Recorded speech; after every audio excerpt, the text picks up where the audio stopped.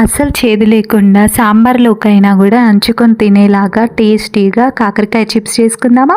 చిన్న కాకరకాయలు కాకుండా ఇట్లా పెద్ద కాకరకాయలు తీసుకోవాలి. ముందు కాకరకాయల మీద పొట్టు మొత్తం గీకేసి నీట్గా వాష్ చేసుకొని ఇట్లా కొంచెం ఇలా పొడవు షేప్లో కట్ చేసుకోవాలి. దాంట్లో నుండి గింజలు తీసేసి ఉప్పేసి కాసేపు పక్కన ఉంచాలి. కొంచెం సేపటికి అందులో నీళ్లు ఊరుతాయి. మొత్తం రసం అంతా పిండేసేయాలి. లేదా కట్ చేసుకున్న కాకరకాయ ముక్కల్ని గోరువెచ్చని నీళ్ళలో వేసి ఉప్పేసి ఒక 2 minutes ఉంచి నీళ్ళన్నీ పోయేదాకా గట్టిగా పిండేసేయాలి. ఈ కాకరకాయ ముక్కల్లోకి ఒక 2 spoons కార్న్ ఫ్లోర్, ఒక 1 spoon మైదా, కొద్దిగా కారం, కొద్దిగా అల్లం వెల్లుల్లి పేస్ట్, కొంచెం రుచికి తగినంత ఉప్పు వేసుకోవాలి. మొత్తం అంతా కలిసేలా కలిపేసి వేడివేడి నూనెలో వేయించుకొని తీయడమే. ఇవి అస్సలు కొంచెం కూడా చేదు రావు. స్టోర్ చేసుకోవచ్చు, కానీ గాలి తగిలితే మెత్త పడిపోతాయి. ఇది ఫస్ట్ టైం నేను హాస్టల్లో ఉన్నప్పుడు మా ఫ్రెండ్ తీసుకొస్తే తిన్నాను. తను ఆంధ్ర అమ్మాయి. వాళ్ళు అప్పుడప్పుడు చేసుకుంటూ ఉంటారంట. కాకరకాయ తినని వాళ్ళకైతే ఇట్లా చేసి పెట్టండి. టేస్ట్ మాత్రం చాలా బాగుంటుంది.